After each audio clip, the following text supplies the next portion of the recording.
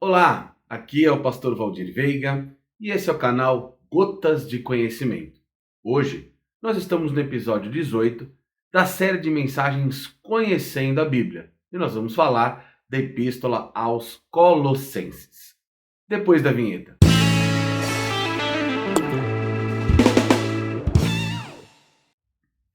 Seja mais uma vez bem-vindo ao meu canal e eu já queria começar fazendo uma pergunta.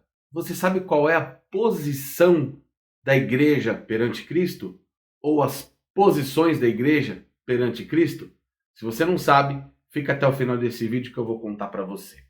Como falei, hoje nós vamos estudar a Epístola aos Colossenses, uma carta que Paulo escreveu por volta ali do ano 61 depois de Cristo, e a palavra-chave, ou melhor dizendo, palavras-chaves são plenitude, sabedoria, conhecimento e mistério. O verso-chave está lá em Colossenses, capítulo 2, versículos 9 e 10, que diz: porquanto nele habita corporalmente toda a plenitude da divindade. Também nele estáis aperfeiçoados. Ele é o cabeça de todo o principado e potestade. E o tema é a primazia de Cristo. É interessante que aqui em Colossenses, nesses dois versículos que nós acabamos de ler, o apóstolo Paulo está enfatizando que nele, no corpo de Jesus, filho de Maria, filho de Deus, que encarnou, que habitou entre nós, no corpo dele, no corpo de ser humano, habita toda a plenitude da divindade. Então, não é que Jesus era 50% homem e 50% Deus. Não, ele era 100% homem, porém 100% Deus. A plenitude da divindade habitava nele.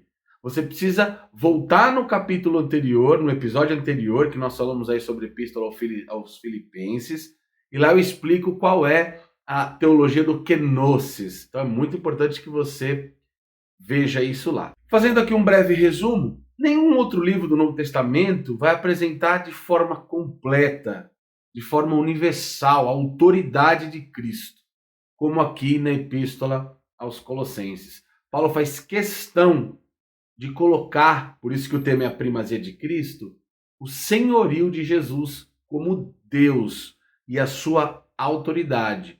E por que isso? Porque, mais uma vez, os judaizantes queriam criar ali um problema na igreja de Colosso. Os sincretistas, eles queriam misturar ali legalismo judaico com filosofia grega, com o misticismo oriental. Havia uma salada, uma miscelânea. Alguns judaizantes, eles estavam cometendo erros sincretistas.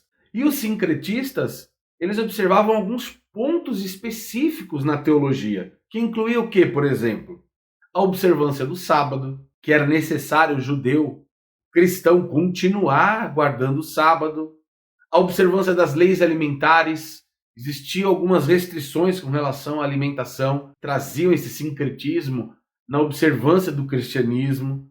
O ritual da circuncisão, no 8º dia, todo judeu tinha o prepúcio ali da glande circuncidado como um sinal de que ele era pertencente a Deus. Outra coisa, a adoração a anjos. Eles estavam ali tentando trazer esse sincretismo, a prática do ascetismo. O que é o ascetismo? Era uma crença que era derivada de uma teologia que o corpo era intrinsecamente mal. Então Deus não podia habitar num corpo que era por natureza mal.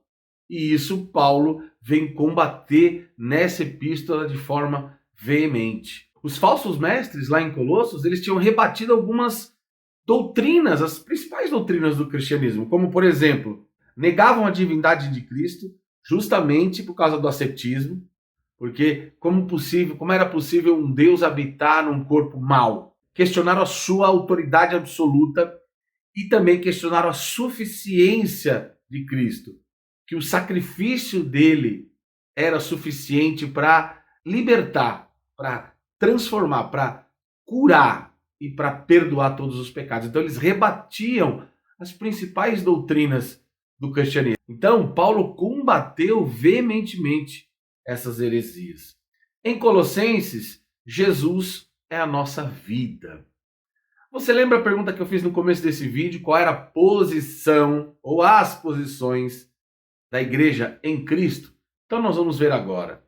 A primeira posição está lá no capítulo 2, versículo 2. A igreja está unida em Cristo. A segunda posição está no capítulo 2, versículo 10. A igreja está aperfeiçoada em Cristo. A terceira posição é morta em Cristo. Está lá no capítulo 2 e no versículo 20. Este morto em Cristo não é morto literalmente.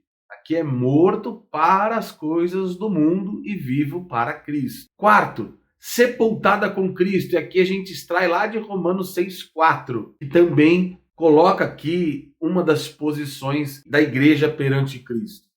E quinto, ressuscitada com Cristo. Está lá no capítulo 3 e versículo 1. Então, quais são as posições da igreja em Cristo? Unida, aperfeiçoada, morta, sepultada e ressuscitada. Recapitulando aqui um pouquinho das epístolas que nós estudamos, voltando lá para a epístola aos Romanos, em Romanos nós somos justificados em Cristo, em 1 Coríntios, enriquecidos em Cristo, em 2 Coríntios, consolados em Cristo, em Gálatas, somos livres em Cristo, em Efésios, somos vivificados em Cristo, em Filipenses, somos felizes em Cristo e em Colossenses, somos aperfeiçoados em Cristo. Espero que você tenha gostado do vídeo. Quero pedir mais uma vez que se inscreva no nosso canal, ative o sininho de notificações, dê o seu joinha, o seu like, o seu gostei, se você ficou até aqui conosco. Nos ajude a compartilhar esse conteúdo, é muito importante que esse conteúdo chegue a mais pessoas. Eu reafirmo aqui o meu desafio, se nós chegarmos ao número de 500 inscritos, eu vou publicar aqui os erros de gravação, os bastidores aqui da gravação, tá muito bacana. Então me ajuda, divulgue em suas redes sociais, no WhatsApp, no Facebook, no Instagram, no Twitter. Nos ajude a esse conteúdo chegar em mais pessoas. Deus abençoe e até o próximo episódio.